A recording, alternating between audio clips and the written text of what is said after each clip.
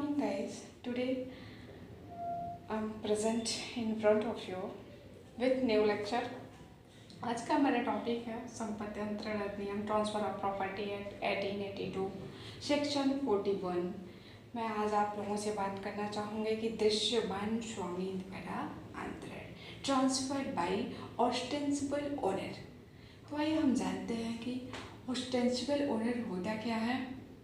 ये जो ostensible owner होते हैं ये इनका दायित्व क्या होता है, प्रॉपर्टी को अंतरण कराने में इनके क्या दायित्व हैं, उनसे संबंधित बातें करना चाहेंगे। और ये देखेंगे कि रियल ओनर किन परिस्थितियों में ऑस्टेंसिबल ओनर के नाम से प्रॉपर्टी खरीदता है। इस टॉपिक से मेन जो टॉपिक है यही है कि रियल ओनर हमारा जो होता है वो किन परिस्थितियों में जो है ऑस्टेंसिबल ओनर के नाम से प्रॉपर्टी खरीदता है। So let us begin. जैसा कि हमारा कानून कहता है, लीगल राइट्स कहते हैं, यदि एक व्यक्ति के पास 12.5 एकड़ ज़मीन है तो जो है वो व्यक्ति इससे ज़्यादा ज़मीन नहीं खरीद सकता है। उसकी सेल्फ एक्वायर्ड प्रॉपर्टी जो है 12.5 एकड़ है तो वो जो है 12.5 एकड़ से ज़्यादा ज़मीन नहीं खरीद सकता। नंबर 1 है। और नंबर 2 है, यदि उस व्यक्ति का किसी से इलीगल रिलेशन, इन परिस्थितियों में वो ज़मीन जो है किसी और व्यक्ति के नाम से खरीदता है। और तीसरा जो है वो जो लव एंड अफेक्शन हो, जैसे बेटी के मर जाने के बाद जो है वो व्यक्ति उसका दादा होता है तो वो अपने पोते के नाम से ज़मीन खरीद सकता है। और पहले भी उसके पहले मैंने क्या बोला कि 12.5 एकड़ से ज़्यादा ज़मीन है और उनके पास इतने पैसे हैं कि वो और भी प्रॉपर्टी की चाह है और भी प्रॉपर्टी बनाना चाह रहा है तो वो अपने किसी भी रिलेटिव के नाम लव एंड अफेक्शन में खरीद सकते हैं। और नंबर 4 परिस्थिति जो है वो लीगल राइट से बचने के लिए लाइक दैट मजबूरी बस, जैसा कि एक व्यक्ति अपनी वाइफ के नाम से ज़मीन खरीद सकता है, एक व्यक्ति अपने नौकर के नाम से खरीदता है। तो वो कब खरीदता है कि जैसे हिंदू अनडिवाइडेड फैमिली है तो उस परिस्थितियों में जो है एक व्यक्ति अपने वाइफ के नाम या नौकर के नाम या अदर पर्सन के नाम से इन दायित्वों से बचने के लिए जो है ज़मीन अपनी वाइफ या रिलेटिव्स के नाम से खरीदता है। और जिसके नाम से रियल ऑनर ज़मीन को खरीदता है उसे ही जनरल बेस में कहते हैं ऑस्टेंसिबल ऑनर, दृश्यमान स्वामी। मतलब देखने में वो रियल ओनर जैसा दिखता है बट वो रियल ओनर होता नहीं है। ये परिस्थितियाँ यहाँ डिफाइन की गई हैं। आइए तो बात करते हैं कि हमारा जो ऑस्टेंसिबल ओनर है तो ट्रांसफ़र क्या होना चाहिए, प्रॉपर्टी का ट्रांसफ़र होना चाहिए। फर्स्ट पे ट्रांसफ़र मूवेबल प्रॉपर्टी होनी चाहिए, मतलब अचल संपत्तियों का ट्रांसफ़र होना चाहिए। और वहाँ पे जो है किस रियल ऑनर भी हो, ऑस्टेंसिबल ओनर होने चाहिए, अचल संपत्ति का ट्रांसफ़र होना चाहिए। और वहाँ पे देखा जाए तो without consent of real owner, संपत्ति को जो है अगर आप बेच रहे हैं, जो हमारा ऑस्टेंसिबल ओनर है अगर उस प्रॉपर्टी को बेचना चाह रहा है, वो उस इमूवेबल प्रॉपर्टी को बेचना चाह रहा है तो वो बिना रियल ऑनर से परमिशन लिए उस प्रॉपर्टी को नहीं बेच सकता है, भले से ही प्रॉपर्टी उसके नाम से है। वो बिना जो है रियल ऑनर की परमिशन से नहीं बेच सकता है। और अगर आप प्रॉपर्टी खरीद रहे हैं तो यहाँ पे एक बात ध्यान देना चाहिए कि रीजनेबल केयर होना चाहिए आपके पास। Reasonable care just like that ground of reasonable care से यहाँ से ये मतलब है कि आप किसी लैंड को परचेज कर रहे हैं तो उसको परचेज करते समय आपको ये ध्यान देना चाहिए, फर्स्ट एंड लास्ट प्रायोरिटी ये होनी चाहिए कि उस ज़मीन को परचेज करते समय आपको ये देखना चाहिए कि वो प्रॉपर्टी किसके नाम से है। अगर आपने वाटर टैक्स बिल या कहिए तो हाउस रेंट ये सब की रसीद देख के आप ज़मीन ले रहे हैं तो आप बहुत ही ज़्यादा जोक कर रहे हैं। इसमें आपको बेनिफिट नहीं मिलेगा क्योंकि रीजनेबल केयर जो है मस्ट है। अगर आपने रीजनेबल केयर नहीं किया है तो सेक्शन 41 का लाभ आपको नहीं मिलेगा। आपको ये देखना होगा कि वो ज़मीन जो मैं परचेज कर रही हूँ उसका रीजनेबल केयर होना चाहिए, गुड फेथ होनी चाहिए। अंतर्ति द्वारा उसे पता, मतलब गुड फेथ मतलब सद्भावना पूर्वक, अंतर्ति द्वारा मतलब उसमें कोई जस्ट लाइक दैट डिवेशन नहीं होनी चाहिए। ऐसी डिवेशन जैसा कि कोई षड्यंत्र नहीं होना चाहिए।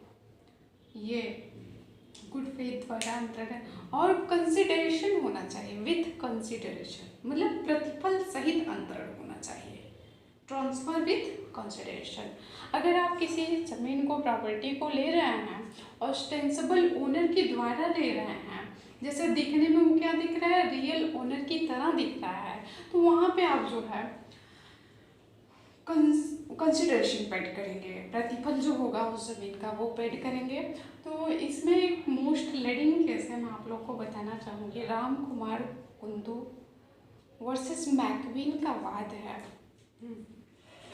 तो यहाँ पे जो है इस केस में बहुत ही मोस्ट लीडिंग केस है। इसमें ये बताया गया है राम कुमार कुंदू, इसमें एक अलेक्जेंडर जो है एक व्यक्ति होता है जिसका जो है इलीगल रिलेशन रहता है और वो अपनी पत्नी के नाम से ज़मीन खरीदता है। ये जो है 1872 प्रीवी काउंसिल का मामला है।